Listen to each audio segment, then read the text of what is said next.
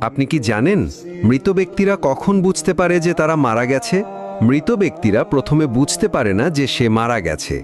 মৃত ব্যক্তির মৃত্যুর পরে আত্মীয় স্বজনের কান্নাকাটি, গোসল দেওয়া, কাফন পরানো, এমনকি কবর দেওয়ার আগ পর্যন্ত সে মনে করে মৃত্যুর স্বপ্ন দেখতেছে। এমন অবস্থায় সে চিৎকার করে সাহায্যের জন্য বা তার স্বপ্ন ভাঙানোর জন্য। কিন্তু আফসোস, কেউ তার চিৎকার শুনতে পায় না।